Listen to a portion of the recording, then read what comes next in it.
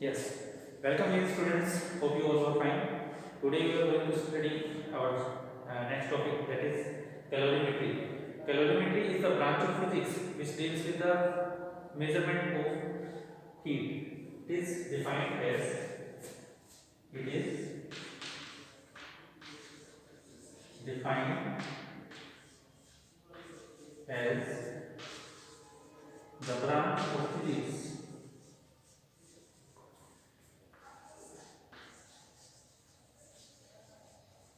which deals with the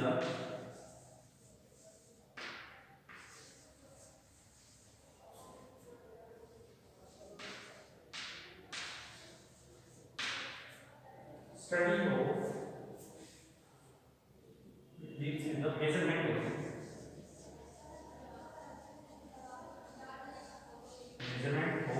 heat. Heat की measurement के बारे में इस ब्रांच के अंदर हम मेनली कंसर्न रहते हैं और यही स्टडी किया जाता है कि जब एक बॉडी से हीट दूसरी बॉडी के अंदर ट्रांसफर हो रही है तो उसको हम किस तरीके से मेजर कर सकते हैं। ठीक है, जो प्रिंसिपल है कैलोरीमेट्री का,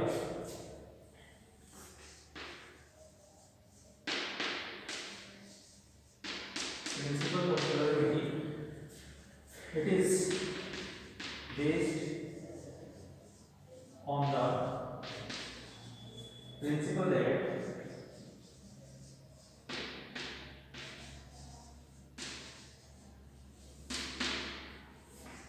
heat gained by a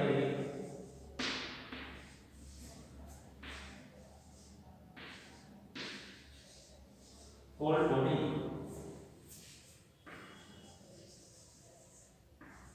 is equals to the heat lost by the hot body, given that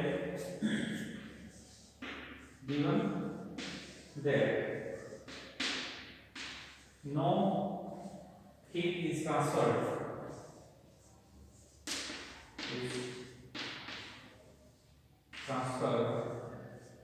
to the environment,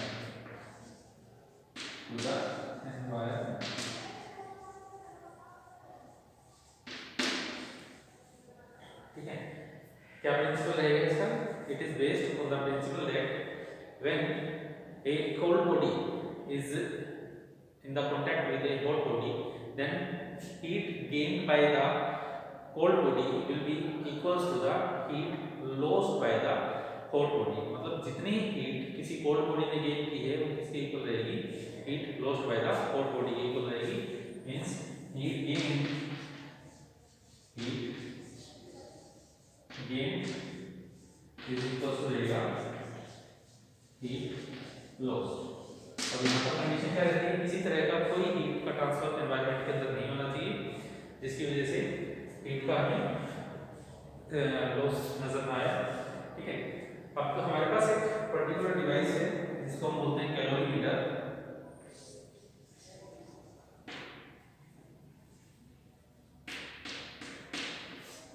it is a device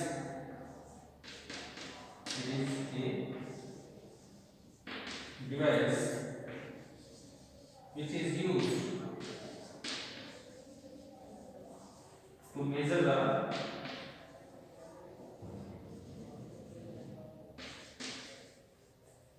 heat। एक ऐसा डिवाइस जिसका हम यूज करते हैं हीट की मेजरमेंट के लिए, उसे हम क्या बोलते हैं?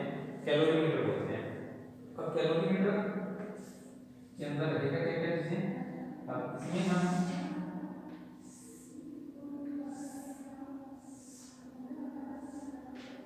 एक कंटेनर लेंगे और उस कंटेनर का जो अपर एंड है वो पूरी तरह से हम क्या कर देते हैं? बंद कर देते हैं। ठीक है, और इसमें दो होल रहेंगे। पहले होल से हमने इसके अंदर स्टीयर डाला हुआ है और दूसरे होल से इसके अंदर हमने थर्मोमीटर डाला हुआ है।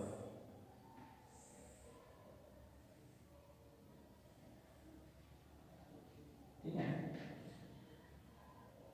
एक से थर्मोमीटर को इंसर्ट किया है और दूसरे होल के अंदर स्टीयर डाला हुआ है और ये हमारे पास कॉपर का कंटेनर रहता है।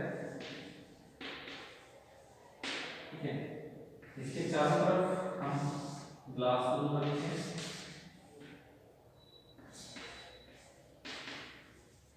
ग्लास को जो एक परफेक्टली इंसुलेटेड की तरह बिहेव करती है और इस पूरे के पूरे अरेंजमेंट को एक वुडन बॉक्स के अंदर रखा जाता है।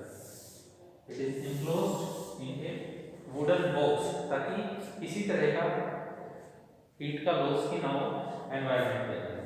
ठीक है, पूरा का पूरा आपका ये अरेंजमेंट है इसके अंदर रहेगा वुडन ब्लॉक के अंदर रहेगा। ठीक है, सारा का सारा ये अरेंजमेंट हमारा वुडन बॉक्स के अंदर रहता है। अब जैसे कि हमें क्या करना है, इन्हीं दो सब्सटेंसेस को मिक्स करना है, तो हमें पहले तो क्या करना है, सपोज हमने यहाँ पर हीट कोई हॉट सब्सटेंस इसके अंदर डाल दिया और सब्सटेंस डाल देने के बाद हमें यहाँ पर पता चल जाएगा थर्मोमीटर की हेल्प से कि उसके उसका टेम्परेचर कितना है और उसके बाद में हम इसके अंदर हॉट सब्सटेंस डालेंगे, स्टीयर की हेल्प से इसको मिक्स कर देंगे और हमें यहाँ पर जो कोल्ड सब्सटेंस ने हीट को गेन किया है और जो हॉट सब्सटेंस ने हीट को लूज किया है उसका पता चल जाएगा। तो यहाँ पर कंडीशन क्या है, no heat is lost in the environment. Environment के अंदर किसी तरह का हीट का लॉस नहीं हुआ है, तो यहाँ पर heat gained by the cold body इसके इक्वल रहेगी heat lost by the hot body। जितनी हीट को हॉट बॉडी ने लूज किया है उतने ही अमाउंट के अंदर कोल्ड बॉडी ने क्या कर दिया होगा, हीट को गेन कर दिया होगा। Okay, next we have to discuss the change of state. State की जो चेंज है उसके बारे में हम पढ़ेंगे कि कैसे कैसे जो डिफरेंट स्टेट्स हैं हमारे पास। सपोज कोई सब्सटेंस इनिशियली सॉलिड स्टेट के अंदर है और उसे हम हीट प्रोवाइड करवाते हैं तो वो लिक्विड स्टेट के अंदर कन्वर्ट हो जाता है।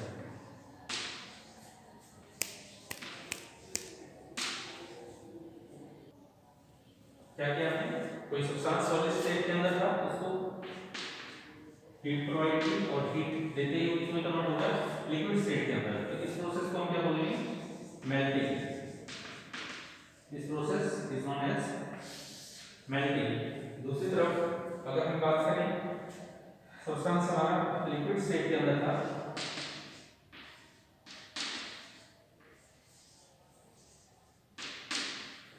और उसको हमने क्या किया, हीट किया और वो कन्वर्ट हो गया हमारा वेपर स्टेट के अंदर। इसे हम क्या बोलेंगे, vaporisation. This is known as vaporisation, means liquid to vapours के अंदर हमने कन्वर्ट कर दिया। नेक्स्ट वन, अगर सपोज हमारे पास सब्सटेंस वेपर स्टेट के अंदर था और वेपर स्टेट के बाद में हमने उसको क्या किया, ठंडा किया, कूलिंग प्रोसेस हम कर रहे हैं, तो किसमें कन्वर्ट हुआ है हमारा, लिक्विड स्टेट के अंदर। तो इस प्रोसेस को बोलते हैं, इस प्रोसेस को क्या बोलते हैं, condensation. This process is known as condensation. And next one, if the substance is in liquid state और हम इसको क्या करें और ज़्यादा ठंडा करते हैं, इसका टेम्परेचर डिक्रीज ही करते चले जाएं, तो इसमें कन्वर्ट हो जाएगा सॉलिड स्टेट के अंदर कन्वर्ट हो जाएगा और इस प्रोसेस को क्या बोलेंगे, freezing. This process is known as freezing, इसे क्या का नाम देंगे, फ्रीजिंग का नाम देंगे। ओके, अब इन सभी प्रोसेसेस को हमें पढ़ना है on the basis of temperature versus time graph.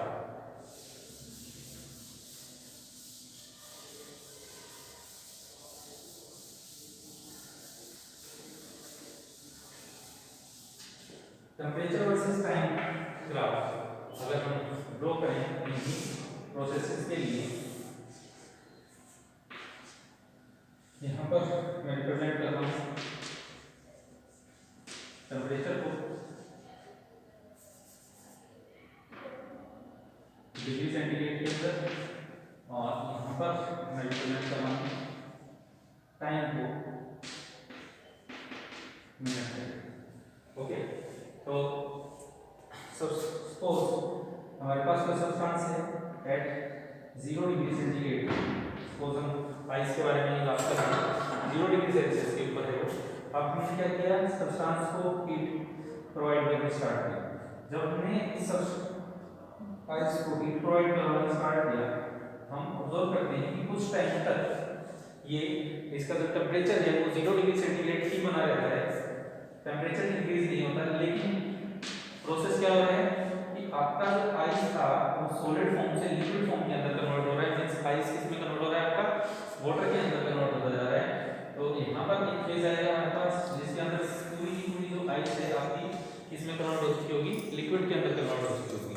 ठीक है, तो चलिए टेम्परेचर 100 डिग्री सेल्सियस को अप्रोच कर जाएगा, 100 डिग्री सेल्सियस को अप्रोच कर जाएगा टेम्परेचर। तो उस केस के अंदर हमारा सब्सटेंस क्या है, बॉयल करना स्टार्ट कर देगा। और बॉइलिंग के बाद भी हमारा जो टेम्परेचर है कुछ टाइम तक मेंटेन रहता है। जब पूरे के पूरे सब्सटेंस का टेम्परेचर 100 डिग्री सेल्सियस हो जाएगा तो उस टाइम के ऊपर हमारा सब्सटेंस क्या है, दो स्टेट के अंदर एग्जिस्ट करेगा, किसके अंदर, लिक्विड स्टेट के अंदर भी और वेपर स्टेट के अंदर भी।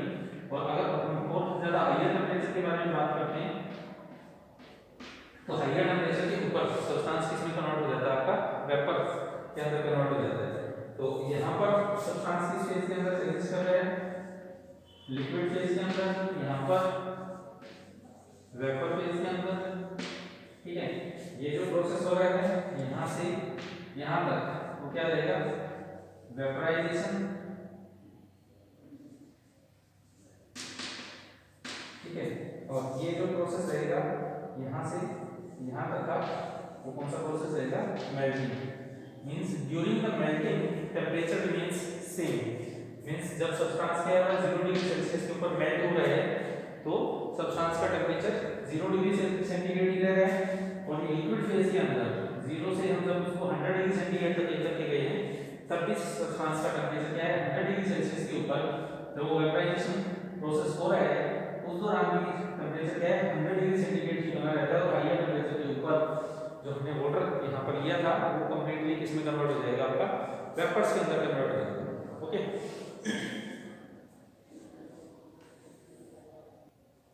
तो ये जो हमने ग्राफ यहाँ पर देखा, इस केस के अंदर हम यहाँ पर जो 0 डिग्री सेंटीग्रेड के ऊपर आपका मेल्टिंग प्रोसेस हो रहा है, तो हम यहाँ पर क्या देखते हैं कि सब्सटेंस एक ही साथ दो स्टेट्स के अंदर एग्जिस्ट करता है, सॉलिड के अंदर भी और मेल्टिंग होने के साथ साथ वो लिक्विड फेज के अंदर भी। तो हम यहाँ से लिख सकते हैं solid and liquid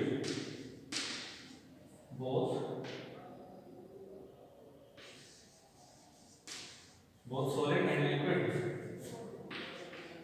phase coexist at the same temperature, जो कि हमारा था 0 degree Celsius. So the solid and liquid phase are in thermal equilibrium.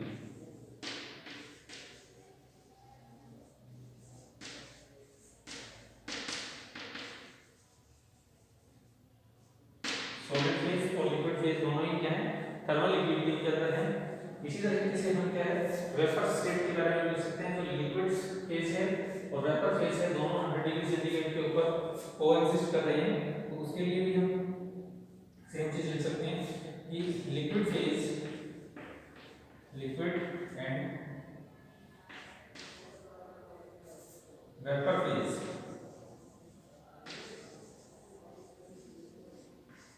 Are in thermal equilibrium.